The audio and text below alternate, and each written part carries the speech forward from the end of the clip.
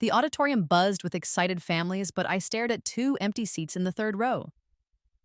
Mom and Dad were missing my college graduation again, just like in my first life. The same betrayal, the same crushing disappointment, playing out exactly as I remembered. But this time, I'm reborn with perfect clarity about their priorities. My fingers trembled as I clutched my diploma, the weight of deja vu pressing down on my chest. The familiar ache of abandonment twisted in my stomach, but underneath it burned something new. Cold, calculated rage. Principal Davies called my name. Maya, summa cum laude, Bachelor of Science in Pre-Med. I walked across that stage alone, my heels clicking against the wooden floor like a countdown to my revenge. The applause felt hollow without the two people who should have been cheering loudest. In my first life, I'd cried afterward, called them desperately, begged them to explain why Lily's high school piano recital mattered more than my college graduation. This time, I knew exactly why. The photographer snapped my solo portrait, capturing the moment I decided their daughter was done being their second choice. My phone buzzed. A text from Mom. "So sorry, honey. Lily's recital ran long. We'll celebrate tonight." I deleted it without responding. They'd chosen their golden child again, just like they always did. But this time, I wouldn't be there when they finally came home with guilty smiles and empty promises.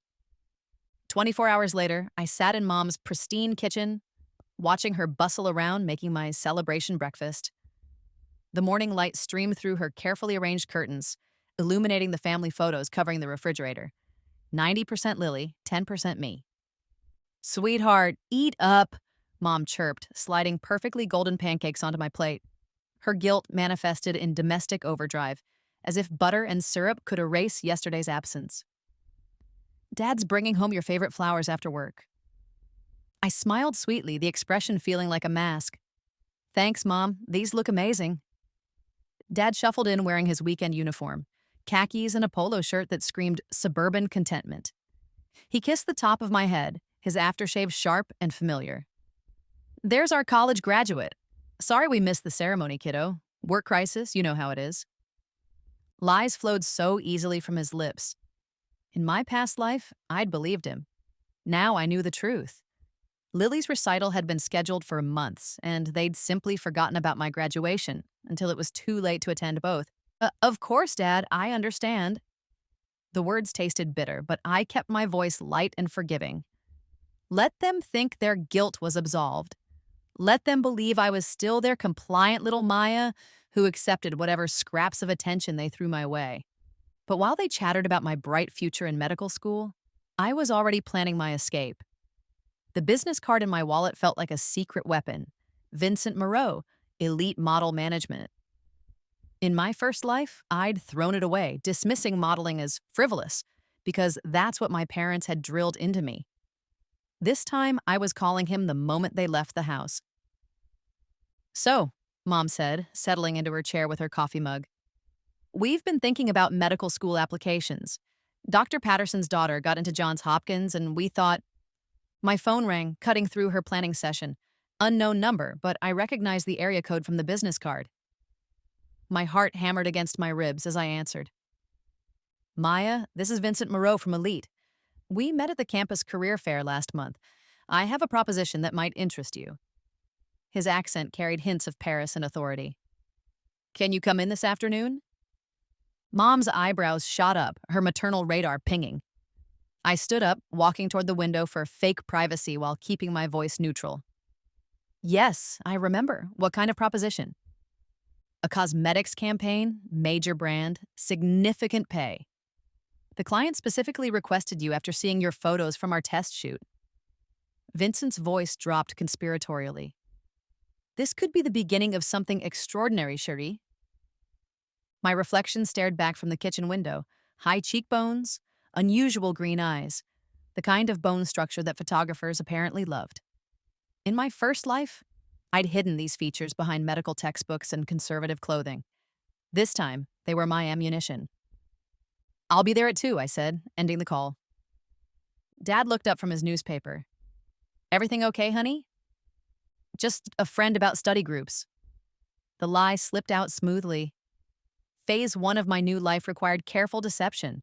Let them think I was still their obedient pre-med daughter, while I built my real future in secret. The elite model management office occupied 3 floors of a gleaming downtown tower. Vincent met me in the lobby, his silver hair immaculately styled, wearing a suit that probably cost more than my parents' monthly mortgage. Everything about him screamed expensive, successful, dangerous. Maya, darling! He air-kissed both my cheeks, a gesture that felt theatrical and thrilling. You look absolutely radiant. Come, let me show you your destiny. The elevator whisked us to the 32nd floor, where floor-to-ceiling windows revealed the city sprawling below like a glittering promise. Models in various stages of preparation filled the open-plan space, some getting makeup touched up, others reviewing contracts with agents. This is our main floor, Vincent explained, his hand resting lightly on my lower back as he guided me through the chaos. Hair, makeup, fittings, client meetings, the heartbeat of the operation. A stunning brunette glided past us, her legs impossibly long in designer heels. She nodded at Vincent with the familiarity of someone who made him serious money. I felt simultaneously intimidated and electrified. This world operated on completely different rules than the academic universe I'd known. Now, Vincent said, settling behind his glass desk, let's discuss the Luminous campaign. They're launching a new skincare line targeting young professional women. The concept is intelligent beauty, sophisticated, ambitious, naturally flawless. He slid a folder across the desk. Inside were mood boards, brand guidelines, and a contract that made my eyes widen. The fee was more than my parents spent on my entire college tuition. The shoot is next week. If it goes well, they want to discuss a year-long contract as their primary spokesperson. Vincent's smile held promises I barely dared believe. Of course, this would require significant time commitment. Full-time, really. My throat tightened. In my first life, this would have been the moment I politely declined, citing medical school obligations and parental expectations. This time, I picked up the pen. Where do I sign? That evening, I sat through dinner, listening to my parents plan my life with suffocating precision. Medical school applications, internship opportunities, their vision of my stable, respectable future as Dr. Maya Chen. They spoke about me like I wasn't there, their voices washing over me like white noise. The deadline for Hopkins is next month, Mom said, consulting her color-coded planner. We should schedule your MCAT retake just to be safe. A 98th percentile is good, but 99th would guarantee acceptance. Dad nodded sagely. Dr. Patterson thinks Maya should specialize in cardiology. Excellent earning potential, very prestigious. I pushed food around my plate, my mind replaying Vincent's words. Significant pay, year-long contract, a life where my value wasn't measured by test scores and parental approval. Maya? Mom's voice snapped me back to reality. You're being awfully quiet. Are you excited about medical school? I looked up, meeting her expectant gaze. In my peripheral vision, Lily's latest piano trophy caught the dining room light, another reminder of where their true pride lay. Of course, I said, my voice perfectly modulated. It's everything I've worked toward. The lie felt necessary, protective. Let them believe their plan was on track while I built my escape route.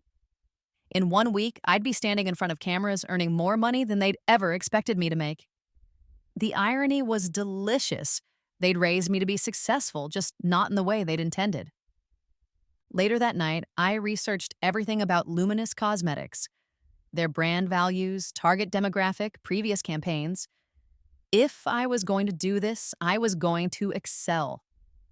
The same perfectionist drive that made me a stellar student would make me an unstoppable model.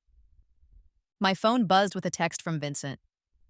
Wardrobe fitting tomorrow at 10 a.m. Bring your confidence, Cherie. I smiled in the darkness of my childhood bedroom, surrounded by academic awards and medical school brochures. Soon, none of this would matter.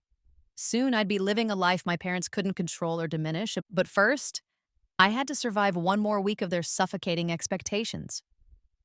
The Luminous Cosmetics studio occupied an entire warehouse in the Arts District, its industrial bones softened by white fabric and strategic lighting. I arrived at dawn, my stomach churning with nerves and excitement, carrying a garment bag that contained the most expensive outfit I'd ever worn. Vincent greeted me with his usual dramatic flair, but his eyes held a different intensity today. Maya, darling, you look absolutely luminous, very fitting. He guided me toward the makeup station where a team of artists waited like surgeons preparing for operation. This is Celeste, our lead makeup artist, Vincent said, introducing me to a woman with jet black hair and fingers that moved like a pianist's. She's worked with every major model in the industry. Celeste studied my face with clinical precision, tilting my chin to catch the light. Extraordinary bone structure, she murmured, more to herself than to me. We'll enhance the natural architecture, not mask it. Vincent was right, this girl is special. As she worked, transforming my college student appearance into something editorial and striking, other models drifted through the space.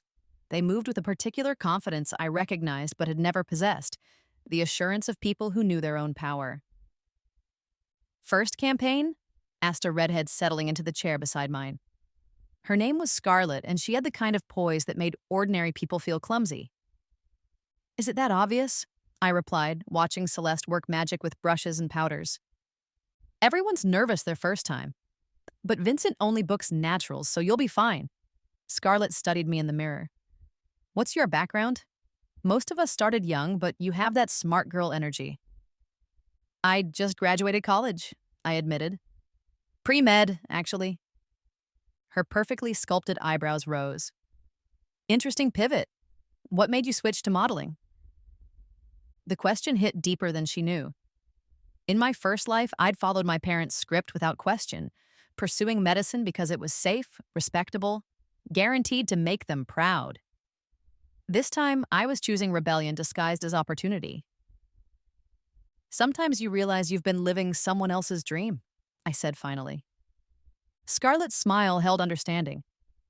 Most of us have been there. The trick is making sure this dream is actually yours. When Celeste finished, I barely recognized myself. My features looked sharper, more defined, professionally beautiful in a way that felt simultaneously foreign and perfect. The green eyes I'd always considered unremarkable now seemed mysterious, compelling. The photographer, an intense man named Andreas, positioned me against a backdrop that shifted from dawn pink to sunrise gold. Think intelligent confidence, he directed, his camera clicking rapidly. You're successful, sophisticated, in control of your destiny. I thought about my parents at that moment, probably assuming I was studying in the library. I thought about their empty seats at graduation, their casual dismissal of my achievements in favor of Lily's small triumphs. The anger transformed into something useful, a fierce determination that Andreas captured with every frame. Beautiful, he murmured, adjusting his lens. There's fire in your eyes. Whatever you're thinking about, keep thinking it. The shoot lasted 6 hours, but it felt like minutes. With each outfit change, each new setup, I felt more like the person I was meant to be and less like the dutiful daughter I'd always been. When Vincent called wrap, I almost protested. How did it feel? He asked as I changed back into my civilian clothes. Like coming home, I admitted, surprising myself with the honesty. Vincent's smile was knowing. Good. Because the client wants to see you tomorrow. If they approve, we'll discuss the long-term contract. He paused, his expression turning serious. Maya, this industry moves fast. If you want this life, you need to be ready to commit fully. No half measures. I thought about my parents' dinner table conversations, their meticulous planning of my medical career, their assumption that I would follow their script forever. In my first life, I'd been too scared to disappoint them. This time, disappointing them felt like freedom. I'm ready, I said. The luminous executives met me in a conference room that screamed corporate success, mahogany table, leather chairs, a view of the city that made me feel like I was floating above my old life. 3 women in sharp suits studied the photos from yesterday's shoot while I tried to project the confidence I was still learning to feel. These are exceptional, said the lead executive, a woman named Patricia, whose silver hair was styled in a severe bob that somehow looked elegant rather than harsh. You photograph beautifully, but more importantly, you embody our brand values. She slid a portfolio across the table. This is our vision for the next year: national advertising campaign, social media presence, event appearances. You'd essentially become the face of Luminous. The contract they offered was staggering. More money than my father made in 2 years, with bonuses tied to campaign performance. But the real prize was bigger than financial. It was freedom from the life my parents had mapped out for me. We'd need an answer by Friday, Patricia continued. The campaign launches in 6 weeks, which means you'd need to be available full-time starting immediately. Full-time. The words hung in the air like a challenge. Accepting meant more than just modeling. It meant declaring independence from my parents' expectations, from the safe path they'd chosen for me. I'll have an answer for you Thursday, I said, projecting more confidence than I felt. That evening, I sat through dinner listening to Mom discuss medical school deadlines with renewed urgency. She'd printed out application forms, researched dormitory options, even contacted potential roommates. The life she was planning for me felt like a prison sentence. Dr. Patterson thinks you should apply to at least 8 schools, she said, sorting through brochures like a military strategist. Safety schools, reach schools, the whole spectrum. Dad looked up from his tablet where he was researching medical school rankings. Harvard's acceptance rate is under 4%, but with your grades and our connections, their casual confidence in controlling my future might have intimidated me once. Now it just seemed pathetic. 2 people so invested in living vicariously through their daughter that they couldn't see her slipping away. Actually, I said, cutting through their planning session, I've been thinking about taking a gap year. The silence was immediate and dense. Mom's fork froze halfway to her mouth. Dad's tablet slipped in his grip. A gap year? Mom's voice was carefully controlled, the way she spoke when trying not to scream. Honey, that would push your medical career back by a year. Dr. Patterson says momentum is crucial in pre-med. It might be good for me, I continued, keeping my tone reasonable. Travel, gain some life experience, maybe do research abroad. Dad's face was turning an alarming shade of red. Maya, we've invested too much in your education to have you waste a year finding yourself. You're not a trust fund kid who can afford to wander aimlessly. The irony was perfect. If they knew about the luminous contract, they'd realize I could actually afford to be a trust fund kid. But they didn't know, and I wasn't ready to tell them. Not yet. I just think I should consider all my options, I said mildly. Mom's composure cracked slightly. What options? You're pre-med, Maya. You've been pre-med since high school. We've planned your entire academic track around medical school. Maybe that's the problem, I said quietly. The words hung in the air like a bomb with a lit fuse. Both parents stared at me as if I'd announced my intention to join a cult. We'll discuss this later, Dad said firmly, his voice carrying the authority he'd used when I was 10 years old. When you're thinking more clearly. I nodded and finished my dinner in silence, already knowing there would be no later discussion. By the time they figured out what I was really planning, it would be too late to stop me. Thursday morning arrived with the weight of decision pressing down on my chest. I met Vincent at a trendy cafe near his office, one of those places where beautiful people gathered to discuss beautiful opportunities. So, he said, settling into his chair with an espresso that probably cost more than most people's lunch. Have you made your choice? I thought about my parents at that moment, probably researching medical school housing options or scheduling another meeting with Dr. Patterson. I thought about my empty bedroom, still decorated with academic achievement awards and motivational quotes about becoming a doctor. I want the contract, I said. Vincent's smile was triumphant. Excellent. Patricia will be thrilled. He pulled out his phone, typing rapidly. I'm setting up a meeting for this afternoon to finalize details. Your life is about to change dramatically, Cherie. The reality hit me like cold water. In a few hours, I'd be officially contracted as the face of a major cosmetics brand. My parents would eventually find out, and when they did, the safe little life they'd constructed around me would explode. Vincent, I said, my voice suddenly uncertain. What if I'm making a mistake? What if I'm not cut out for this world? He leaned forward, his expression serious. Maya, in 30 years of representing models, I have learned to recognize natural talent. You have something special, Not just beauty, but intelligence and determination. Those qualities will serve you well in this industry. He paused, studying my face. But more importantly, you're here because you chose to be, not because someone else decided for you. That alone makes you stronger than most of the girls who walk through my door. His words settled something inside me. For 22 years, I'd made choices based on what my parents wanted, what was expected, what was safe. This was the first time I was choosing based on what I wanted. Let's go sign some contracts, I said. The Luminous headquarters occupied 15 floors of a downtown skyscraper, all glass and modern art, and the kind of aggressive success that made you feel either inspired or inadequate. Patricia met me in her corner office where the view stretched to the horizon like a promise. Maya, she said, rising to shake my hand, I'm delighted you've decided to join our family. The contract signing felt ceremonial, each signature marking my transition from dutiful daughter to professional model.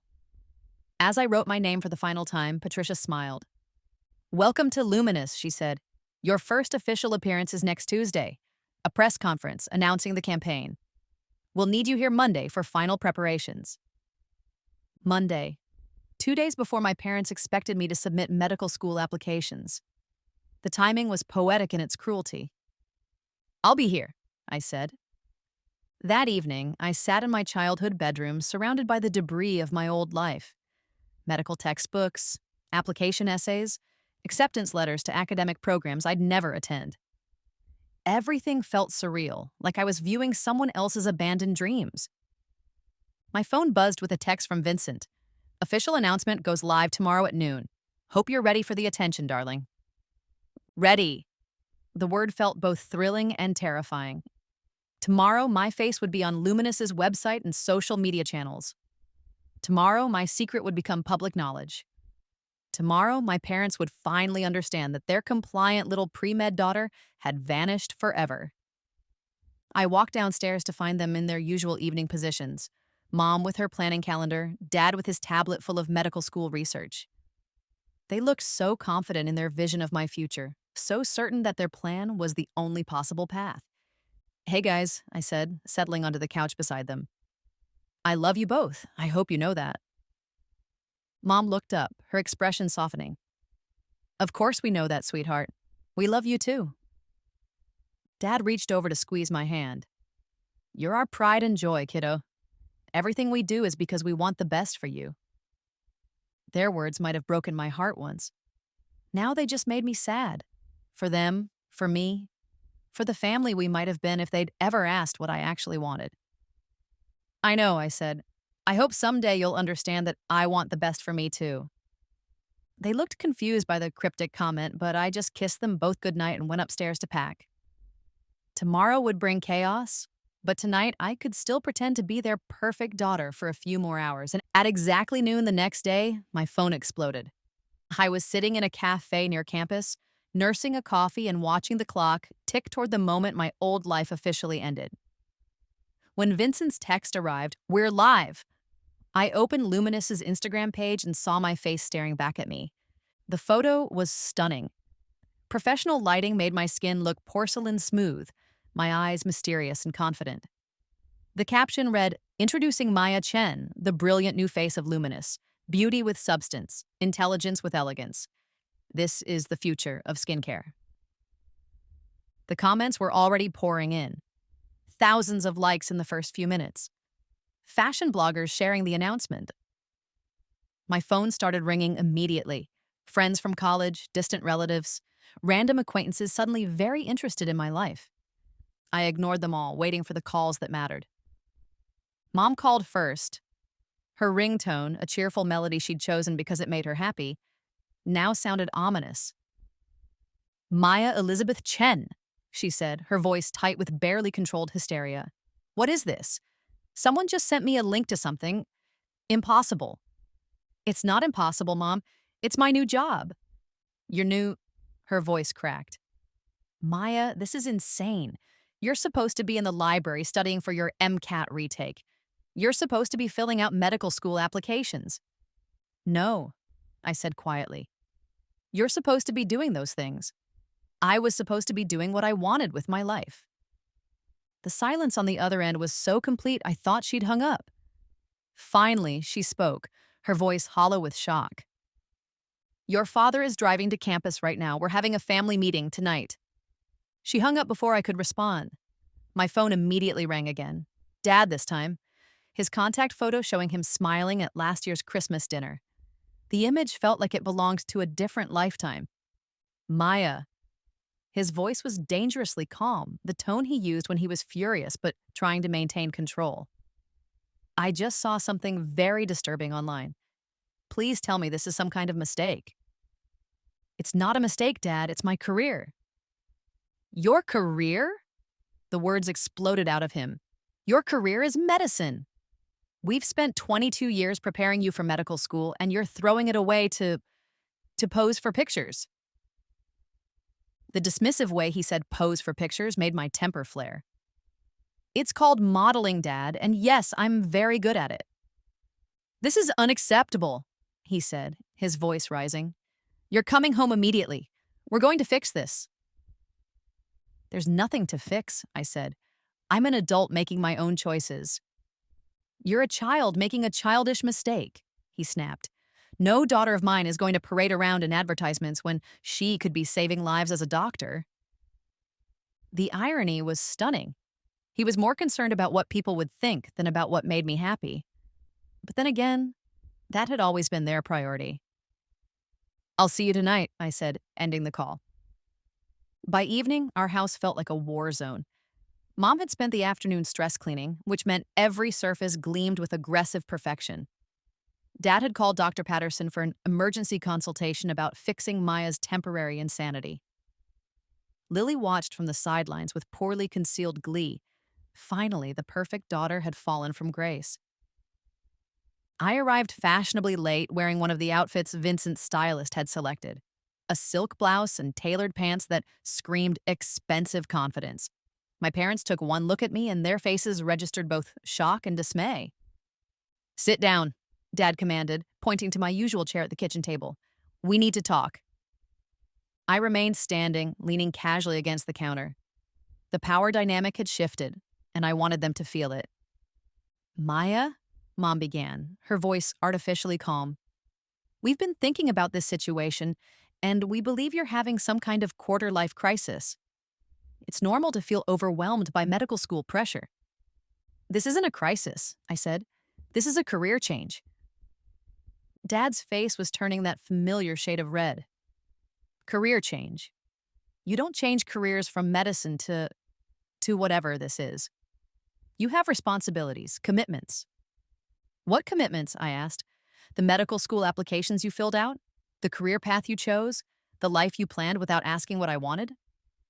We chose what was best for you, Mom said, her voice rising.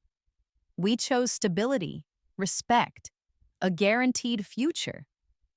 You chose what made you look good to your friends, I replied. Dr. Chen's daughter, the successful physician. It was never about what I wanted. Lily spoke up from her perch at the breakfast bar, her voice dripping with false concern. Maya, don't you think you're being a little dramatic? Mom and Dad just want what's best for you. I turned to look at my sister, this 19-year-old music student who'd never faced a moment of parental disappointment. Lily, when was the last time they missed one of your recitals to attend something important to me? Her silence was answer enough. That's not fair, Dad said. We've supported your academic achievements. You've supported the achievements that fit your vision, I corrected. You missed my graduation to attend Lily's high school recital. You've never once asked if I actually wanted to be a doctor. Mom's composure was cracking. Of course you want to be a doctor. You're brilliant, you're compassionate, you could save lives. I could do lots of things, I said. But I want to model, I want to represent brands I believe in, work with creative people, travel the world. I want a life that's mine. The kitchen fell silent except for the hum of the refrigerator and Mom's slightly ragged breathing. Dad was staring at me like I'd announced my intention to join a suicide cult. This is temporary, he said finally. We'll tell them you made a mistake. We'll find a way to fix this. His assumption that he could fix my adult choices crystallized everything wrong with our relationship. They'd never seen me as an independent person, just as an extension of their ambitions. Dad, I said gently, I signed a year-long contract. I'm not fixing anything. The explosion was immediate and spectacular. A year? Mom shrieked, her careful composure disintegrating. Maya, you can't be serious. Medical school applications are due in 6 weeks. Then you'll have to find another daughter to apply, I said. Dad stood up so fast his chair tipped backward. That's enough. You're not thinking clearly. You're throwing away everything we've worked for. Everything you've worked for, I shot back. I never asked you to plan my life. We're your parents, Mom screamed. Planning your life is our job. Until I'm an adult, I said, which happened 4 years ago. The silence that followed was thick with hurt and rage.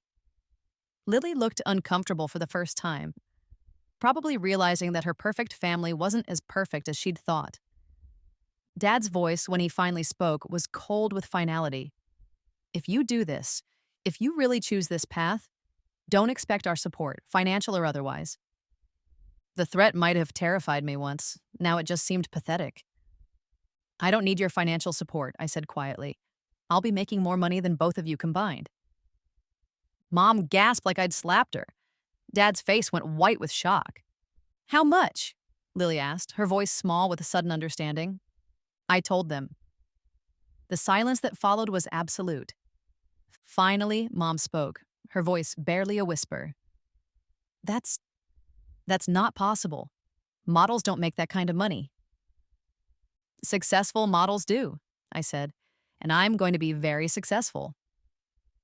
I looked around the kitchen one last time, at the family photos on the refrigerator, at the medical school brochures still scattered on the counter, at the faces of the people who'd loved me but never really seen me. I'm moving out this weekend, I said. My agency is helping me find an apartment. Maya, Mom said, her voice breaking, please don't do this. We can work something out. We can compromise. Compromise would have been asking what I wanted before planning my entire life, I replied. It's too late for that now. I walked toward the door, pausing in the doorway to look back at them one final time. I love you all, I said, but I love myself more. The door closed behind me with a soft click that felt like the end of an era.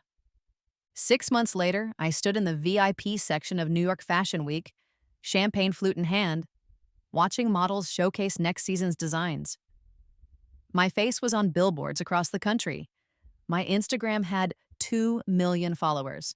Magazine covers, brand partnerships, appearance fees.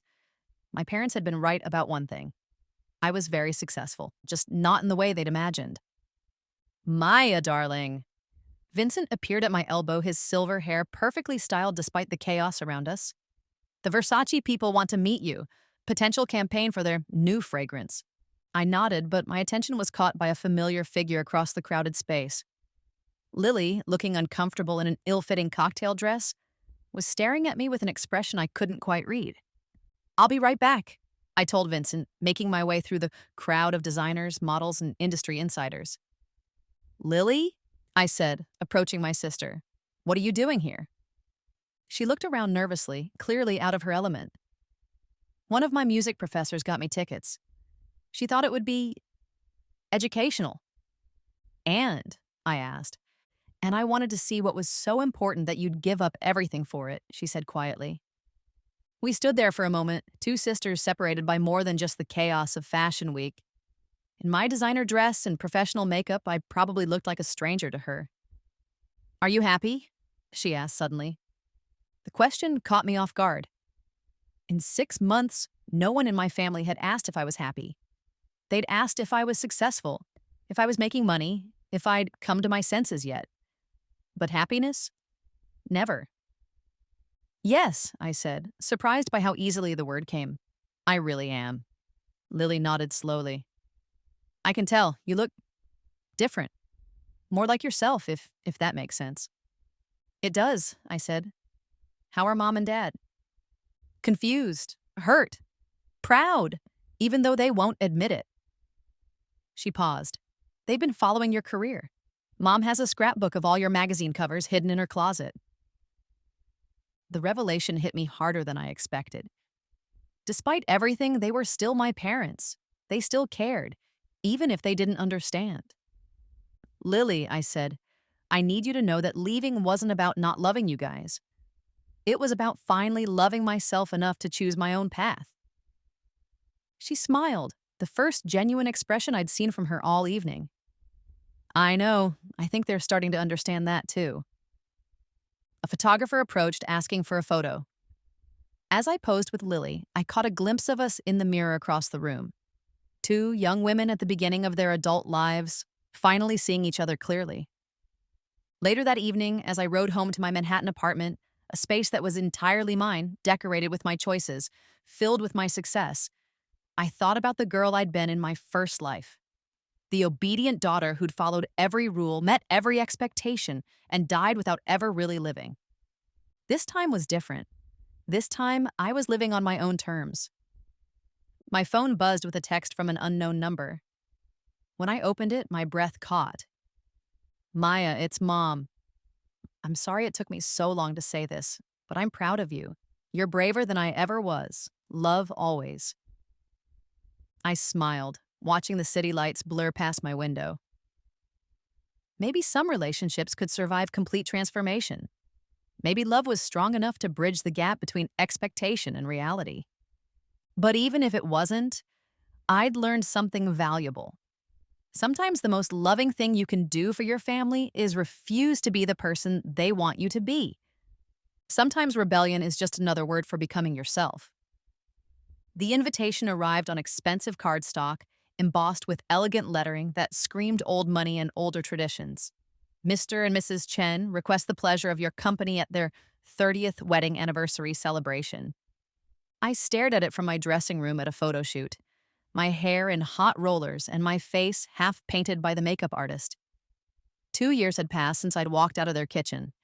2 years of magazine covers and campaign shoots and a life they still didn't quite understand. Bad news? Asked Zara, the photographer, noticing my expression. Family stuff, I said, tucking the invitation into my purse. They want me to attend their anniversary party. And that's bad because I considered the question while Celeste finished my makeup. Was it bad? In my first life, I'd attended their 30th anniversary as the dutiful pre-med daughter, watching them bask in praise from friends about my academic achievements. This time, they'd have to introduce me as their model daughter, if they introduced me at all. It's complicated, I said finally. The shoot that day was for a luxury watch campaign, all sharp angles and sophisticated glamour. As I posed with timepieces that cost more than most people's cars, I thought about time itself, how it changed everything and nothing simultaneously. My phone buzzed during a break. Mom's name on the screen still made my stomach clench, even after 2 years of sporadic contact. Maya, I wasn't sure you'd answer. Hi, Mom. I kept my voice neutral, professional. I got your invitation. Oh, good. I wasn't sure you'd received it. Your assistant is very protective. Mom's laugh sounded forced. We'd love to have you there. It's just family and close friends. What about the press? I asked. My public profile meant that family events could become media circuses if not carefully managed. Vincent already called about that, Mom said, her voice brightening slightly. He arranged security. Very professional. Of course, Vincent had called. My agent managed every aspect of my public image, including family relationships that might affect my brand. It was simultaneously comforting and depressing that my mother had to coordinate with my representation to see me. I'll be there, I said. Really? The hope in her voice was painful to hear. Maya, that's wonderful. Your father will be so pleased. Would he? Dad and I had barely spoken since our kitchen confrontation. The few times we'd been in the same room, Lily's graduation, a cousin's wedding, he'd been politely distant, treating me like an acquaintance rather than his daughter. I should go, I said. I'm in the middle of a shoot. Of course. I love you, sweetheart. The words hung in the air after she'd disconnected. I loved her too, despite everything. But love and understanding were different things, and we'd never quite managed both simultaneously. The anniversary party was held at the country club where my parents had been members since before I was born. As my car pulled up to the familiar colonial facade, I felt 16 again, nervous about disappointing them, worried about measuring up to their expectations. But I wasn't 16 anymore. I was 24, financially independent, and wearing a dress that cost more than my father's monthly salary. The transformation was both external and internal, and I needed them to see both. The ballroom was decorated in champagne and ivory, elegant but understated in the way of old money families who didn't need to prove their wealth. I recognized most of the guests, family friends, colleagues, the social circle my parents had cultivated over 3 decades of marriage. Maya! My Aunt Sarah was the first to spot me, her eyes widening as she took in my appearance. My goodness, you look absolutely stunning. I've been following your career in the magazines. Other guests began to notice, murmurs spreading through the room like ripples in a pond. I'd forgotten how fishbowl-like my parents' social circle could be, everyone watching, judging, comparing notes. Is that Maya Chen? She's even more beautiful in person. I heard she's making millions. Such a waste of a brilliant mind. The last comment stung, but I kept my expression serene. Let them think what they wanted. I knew the truth about my choices. Mom appeared at my side, elegant in navy silk and pearls. You look beautiful, sweetheart, she said, her voice thick with emotion. Thank you for coming. Where's Dad? I asked, scanning the crowd. Mom hesitated. He's still adjusting to everything. Give him time. Time, there was that word again. How much time did we need to accept each other's choices? How long before stubbornness became permanent estrangement? I spotted him across the room, distinguished in his anniversary tuxedo, holding court with a group of his medical colleagues. Dr. Patterson was there, the man who'd helped plan my abandoned medical career. They were laughing about something, their faces animated with professional camaraderie. I should go say hello, I said. Mom's hand tightened on my arm. Maya, maybe later, when things are less what? I asked. Less awkward, less disappointing for him? Before she could answer, I was walking across the ballroom, my heels clicking against the polished floor with the confidence I'd learned from countless photo shoots and runway walks. Dr. Patterson, I said, approaching their group with a smile that felt genuine despite the tension. How nice to see you. The conversation stopped abruptly. Dad's colleagues looked between us with barely concealed curiosity, clearly recognizing me from my recent magazine covers, but uncertain how to react. Maya, Dr. Patterson said warmly, recovering first, you look successful. I am successful, I replied, my voice carrying just enough edge to make the distinction clear. Dad hadn't said a word, just stood there studying me like I was a complex medical case he couldn't quite diagnose. I heard about the Luminous campaign, said Dr. Martinez, another family friend. Very impressive, though I have to say we all thought you'd be in medical school by now. Plans change, I said simply. Sometimes for the better. Do they? Dr. Patterson asked, his tone carefully neutral. I mean, modeling is lovely, but medicine is a calling. A way to save lives. Make a real difference in the world. The familiar refrain made my jaw tighten. And representing positive body image to millions of young women isn't making a difference? It's not the same thing, Dad said suddenly, his first words to me all evening. It's not substantial. The dismissal hit exactly where he'd intended. In his worldview, anything that wasn't medicine was frivolous, inconsequential, a waste of potential. Dad, I said quietly, can we talk privately? He looked like he wanted to refuse, but social pressure and 30 years of marriage to a woman who valued family harmony won out. Fine. We walked onto the terrace, away from the party noise and curious stares. The evening air was cool against my skin, and I could hear music drifting from the ballroom behind us. You look good, he said finally, his voice grudging. Thank you. Your mother follows your career obsessively. Magazine articles, social media posts, everything. She's proud of you, even if she doesn't understand what you do. And you? I asked. Are you proud of me? Dad was quiet for a long moment, staring out at the golf course that stretched beyond the terrace. I'm confused by you, he admitted. I raised you to value intelligence, hard work, making a meaningful contribution to society, and now I'm what? I prompted when he trailed off. Now you're beautiful for a living, he said, turning to face me. It seems like such a waste of everything you could be. His honesty was brutal and familiar. This was the core of our conflict.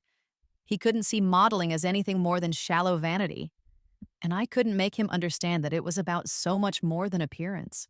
Dad, I said, do you remember when I was 8 and I told you I wanted to be a dancer? You were 8, he said dismissively. Children want lots of things. You told me dancing wasn't practical, that I should focus on academics instead. I met his eyes. Do you remember what happened to my dream? You outgrew it, he said, but his voice was less certain. No, I buried it.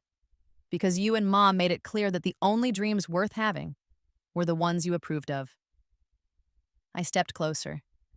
I spent 14 years being the daughter you wanted, instead of the person I was meant to be. We wanted what was best for you, he said, his voice rising slightly. You wanted what looked best to your friends, I countered.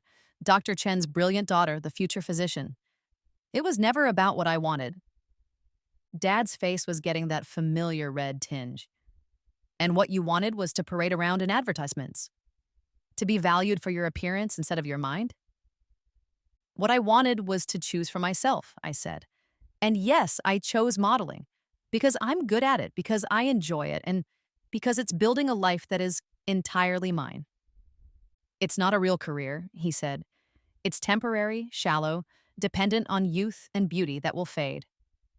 Like medicine isn't dependent on physical stamina and mental acuity that will also fade, I shot back. At least when my modeling career ends, I'll have been living my own dream instead of yours. We stared at each other across the growing chasm of our fundamental disagreement.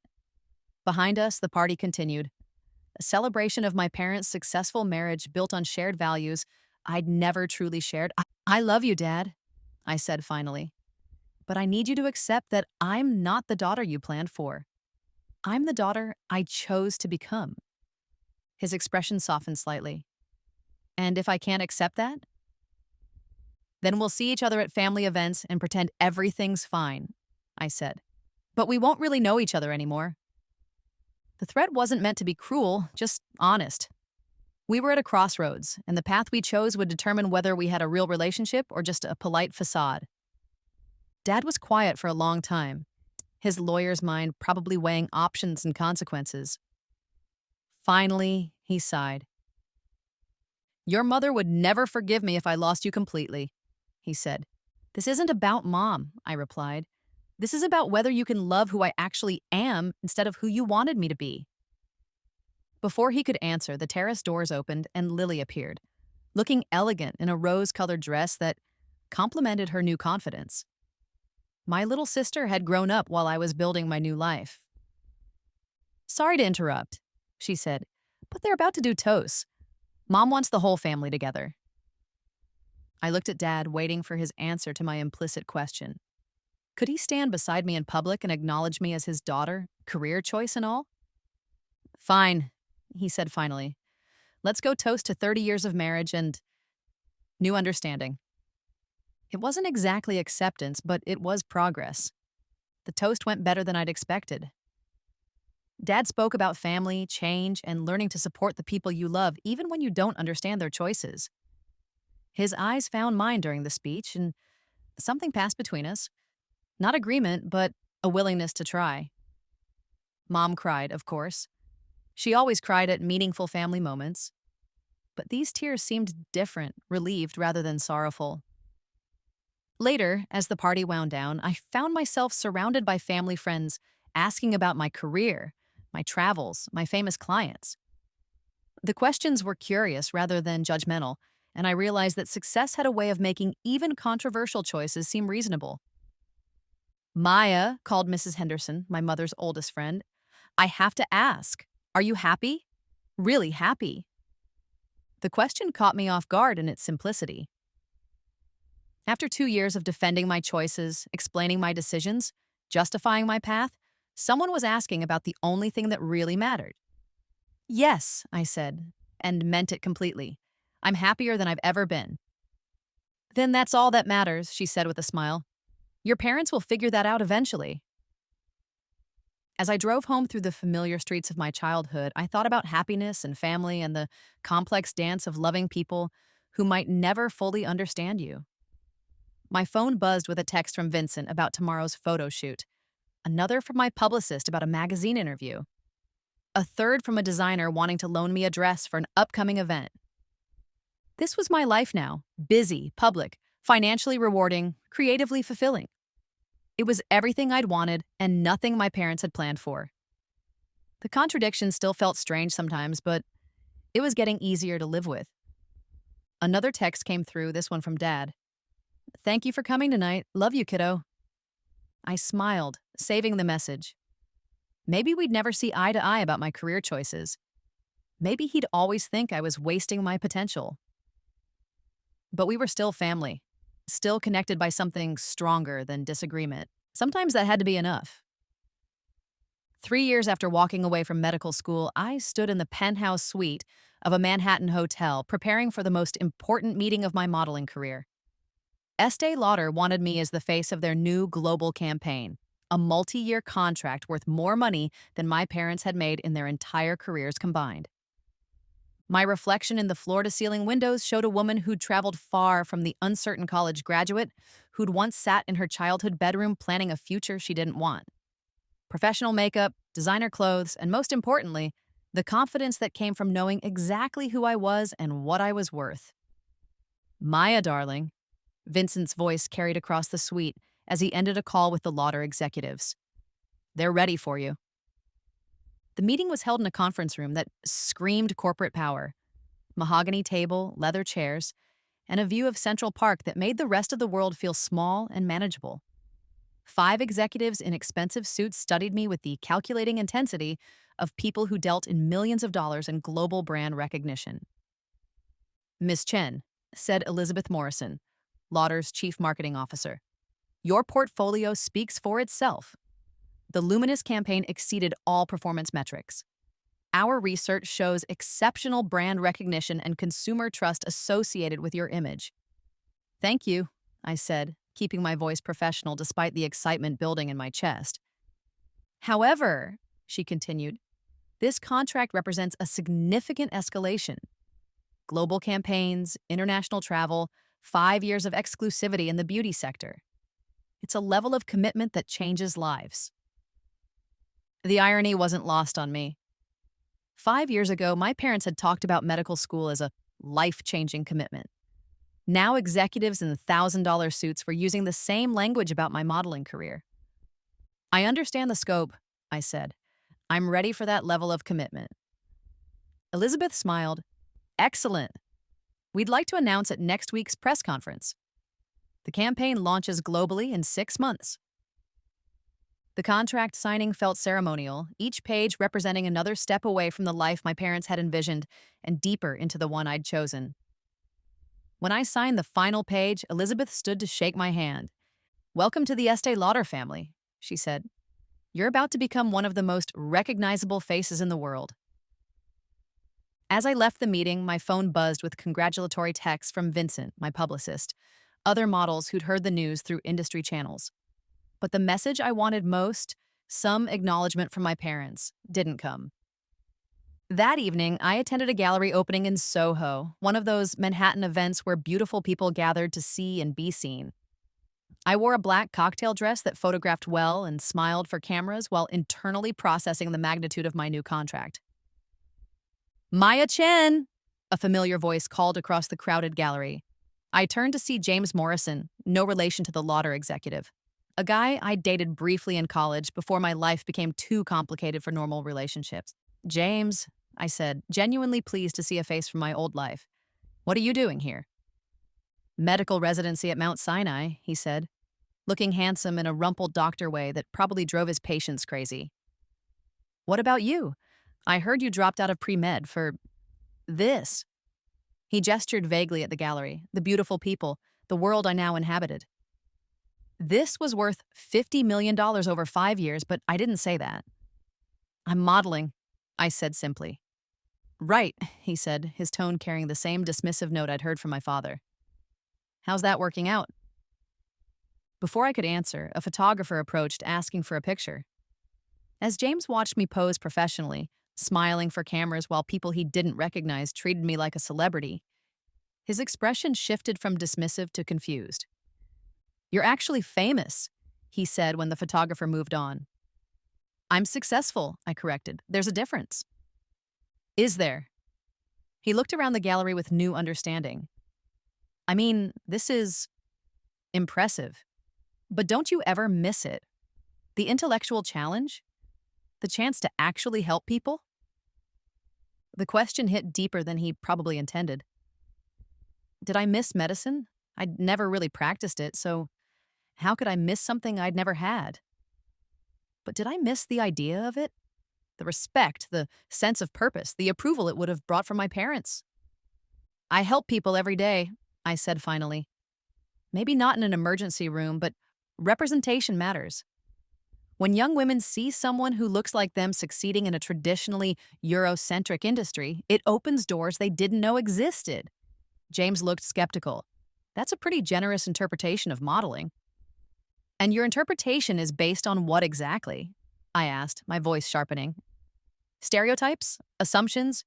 The same prejudices that make people think beautiful women can't also be intelligent? He had the grace to look embarrassed. I'm sorry, that was unfair. Yes, it was. I softened slightly. James, I'm happy. Genuinely, completely happy with my choices. That has to count for something. It does, he admitted. You look confident, different from college. I am different, I said. I'm who I was supposed to be all along. The conversation stayed with me as I rode home to my apartment, a space that reflected my success in every carefully chosen detail. Original artwork, designer furniture, a closet full of clothes worth more than most people's cars. It was everything I'd never known I wanted, but it felt hollow without someone to share it with.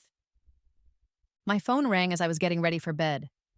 Mom's name on the screen still made my heart skip, even after 3 years of complicated phone calls. Hi, Mom. Maya, sweetheart, I just saw the news about Estee Lauder. Her voice bubbled with excitement. $50 million? Is that real? News traveled fast in the modeling world. I shouldn't have been surprised that industry reporters had already broken the story. It's real, I said. Oh my God. Maya, that's more money than your father and I will make in our lifetimes. Her voice dropped to a whisper, as if saying it too loud might make it disappear. It's a good contract, I agreed. A good contract. Maya, it's life-changing money. You could buy anything, do anything, go anywhere. She paused. Are you happy? The same question Mrs. Henderson had asked at the anniversary party. The same one James had implied at the gallery. Everyone wanted to know if success equaled happiness, as if the two were mutually exclusive. I'm very happy, I said. Good, that's good. Mom was quiet for a moment. Your father wants to talk to you. My heart stopped. Dad and I had managed polite conversation at family events, but we hadn't really talked. About my career, our relationship, the fundamental disagreement that stood between us since that night on the country club terrace. Maya? His voice came through the phone, uncertain and formal. Hi, Dad. I saw the announcement. Congratulations. Thank you. Another pause. $50 million is substantial. I almost laughed at his choice of words, substantial. The same word he'd used to dismiss my modeling career 3 years ago. And now that it came with a number he couldn't ignore, it had become substantial. It is, I agreed. I owe you an apology, he said suddenly. I've been thinking about our conversation at the anniversary party, about the choices we make and why we make them. I was wrong to dismiss your career as frivolous. The admission hit me harder than I'd expected. Dad, let me finish, he said. I was wrong, but not just about modeling. I was wrong to assume I knew what was best for you without asking what you wanted for yourself. I was wrong to love my idea of who you should be more than who you actually are. Tears were building behind my eyes. You weren't completely wrong. I am smart enough for medical school. I could have been a good doctor. But you're an exceptional model, he said. And more importantly, you're happy. I can hear it in your voice, see it when you visit. You're living the life you chose instead of the one we imposed. Does that mean you're proud of me? I asked, the question coming out smaller and more vulnerable than I'd intended. Maya, Dad said, his voice thick with emotion. I've been proud of you every day since you walked out of our kitchen 3 years ago. It just took me this long to figure out how to say it. I was crying now, the tears I'd been holding back for 3 years finally spilling over. I love you, Dad. I love you too, kiddo. And I'm sorry it took $50 million for me to remember that your happiness matters more than my expectations. After we hung up, I sat in my expensive apartment, surrounded by the evidence of my success, feeling lighter than I had in years. The money was nice, incredible, life-changing, generational wealth that would secure my future regardless of how long my modeling career lasted. But having my father's approval, his acknowledgement that I'd made the right choice, was worth more than any contract.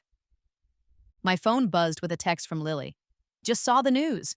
Can your famous sister get front row seats to your next fashion show? I laughed, typing back, always. But you have to promise not to tell people we're related. It might hurt my reputation. Too late, she replied. I'm already updating my Instagram bio to Sister of Maya Chen. Hope that's okay with your publicity team. It was more than okay. For the first time since leaving home, I felt like I had a family that actually saw me. Not the daughter they'd wanted me to be, but the woman I'd chosen to become. The press conference announcing the Lauder contract was held at the Plaza Hotel, in a ballroom filled with fashion journalists, industry executives, and photographers whose cameras would carry news of my success around the world. I wore white, a deliberate choice that photographed beautifully against my skin and suggested the fresh start this contract represented. As I answered questions about the campaign, my future plans, and what this opportunity meant to me, I spotted familiar faces in the crowd. Vincent, of course, beaming with the pride of an agent whose gamble had paid off spectacularly. Elizabeth Morrison and her team, looking satisfied with their investment in my career. And in the back, trying to blend in with the media crowd, I saw them. Mom and Dad dressed in their best clothes, holding hands and watching their daughter field questions from reporters with the confidence they'd never seen when I was studying for the MCAT. Our eyes met across the crowded room. Dad nodded slightly, a gesture of acknowledgement that said more than words could. Mom was crying. Happy tears this time. Proud tears. They'd come to see me succeed in the world I'd chosen instead of the one they'd planned. It was the support I'd been waiting 3 years to receive. After the press conference, as the crowd began to disperse, they approached tentatively, unsure of their place in this glittering world of fashion and celebrity. Congratulations, sweetheart, Mom said, her voice thick with emotion. You were magnificent up there. Thank you for coming, I said, meaning it completely. Dad stepped forward, his expression serious. Maya, I need to say something publicly that I should have said privately years ago. He looked around at the reporters and photographers who were still lingering, sensing a story. I'm Richard Chen, Maya's father, and I want everyone to know that my daughter is the smartest, most determined person I've ever known. We raised her to think for herself, to make her own choices, to succeed on her own terms. His voice grew stronger. She's done exactly that, and we couldn't be prouder. The remaining reporters perked up, sensing human interest gold. But I didn't care about the publicity angle. I cared that my father had finally, publicly, acknowledged that my choices were valid and my success was real. Dad, I said softly, you didn't have to do that. Yes, I did, he replied. I needed the world to know what I should have told you years ago. You are exactly the daughter we raised you to be. Strong, independent, successful on your own terms. The fact that those terms were different from ours doesn't make them wrong. Mom was sobbing now, the kind of ugly crying that would ruin her makeup, but didn't matter because the emotion was too big to contain. I'm sorry we missed your graduation, she said. I'm sorry we missed so much of your journey, but we're here now, and we're not missing anything else. As photographers captured our reunion, As reporters scribbled notes about the family drama behind the supermodel's success, I realized something important. Forgiveness wasn't just about letting go of past hurts. It was about choosing to build something new from the pieces of what had broken. We were still the same people. Dad still valued stability and traditional success. Mom still worried about public perception. I still craved independence and creative fulfillment. But we'd learned to love each other despite our differences instead of trying to eliminate them. That evening, we had dinner at a quiet restaurant away from the media attention. Just family, talking about everything except contracts and campaigns and career choices. Lily regaled us with stories from music school. Mom shared gossip from her book club. Dad talked about a complicated case he was working on. Normal family conversation, the kind we'd rarely had when I was living their version of my life. "So what's next?" Lily asked as we shared dessert. "World domination? Your own fashion line? Acting?" "Honestly," I said, stealing a bite of her chocolate cake, "I just want to be good at what I do. Keep challenging myself, keep growing, keep proving that success can look like a lot of different things." "Sounds like a plan," Dad said, raising his wine glass. "To Maya, who taught us that the best children are the ones who surprise you." "To family," I replied, clinking my glass against his. "The one you're born into and the one you choose to build." As we laughed and argued and shared stories late into the evening, I thought about the girl I'd been in my first life. Obedient, anxious, living for other people's approval. She would have been amazed to see this moment, this family dinner where I was celebrated for my rebellion rather than punished for it. But then again, maybe she would have understood better than anyone. Sometimes the greatest act of love is refusing to be the person others expect you to be, choosing instead to become the person you're meant to become. And sometimes the best daughters are the ones who leave home to find themselves and come back to show their families what they've discovered. Sometimes walking away is the only way to find your way home. 6 months later, my face was on billboards in Times Square, on magazine covers in 12 countries, on social media feeds viewed by millions of people around the world. The Estee Lauder campaign had exceeded every expectation, and I was officially one of the most recognizable models on the planet. I stood in my parents' kitchen, the same kitchen where Dad had tried to forbid my modeling career, holding a letter that had arrived that morning. "What is it?" Mom asked, looking up from her coffee. I handed her the letterhead from Harvard Medical School. Her eyes widened as she read. "They want to offer you a position in their public health program?" she said, her voice rising with excitement. "Maya, this is incredible. They're offering you a full scholarship to study the intersection of media representation and health outcomes among young women." Dad looked over her shoulder, reading the letter that essentially offered me a chance to combine my modeling platform with medical research. A way to prove that my career choice could lead to traditional academic success if I wanted it. "It's a good opportunity," I said. "Good?" Mom practically shrieked. "Maya, it's Harvard. It's everything we dreamed of." "It's everything you dreamed of," I corrected gently. "The question is whether it's what I dream of now." Dad set down the letter, his expression thoughtful. "Do you want to do it?" The question he should have asked 5 years ago, but better late than never. "I don't know," I admitted. "Part of me is curious about the academic side, but part of me wonders if I'm only considering it because you would finally approve of my choices." "Maya," Dad said seriously, "you don't need our approval anymore. You proved that when you walked away from medical school and built a career we couldn't have imagined. The question isn't whether we approve, it's whether this opportunity fits the life you want to build." I looked around the kitchen, remembering the girl who'd sat here 3 years ago, terrified to disappoint her parents, and equally terrified to disappoint herself. That girl would have grabbed this opportunity immediately, seeing it as redemption and vindication. The woman I'd become had different priorities. "I think," I said slowly, "I'm going to decline. Maybe someday I'll want to go back to school, but right now I'm building something with my modeling career that feels important and authentic. I don't want to abandon that for an opportunity that's mostly about proving a point." Mom looked disappointed, but not surprised. Dad nodded approvingly. "Good," he said. "You're thinking like yourself instead of thinking like us.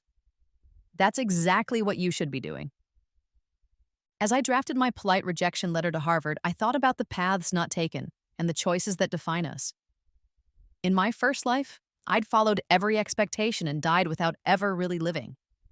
In this life, I'd chosen rebellion and found success beyond anything I'd imagined.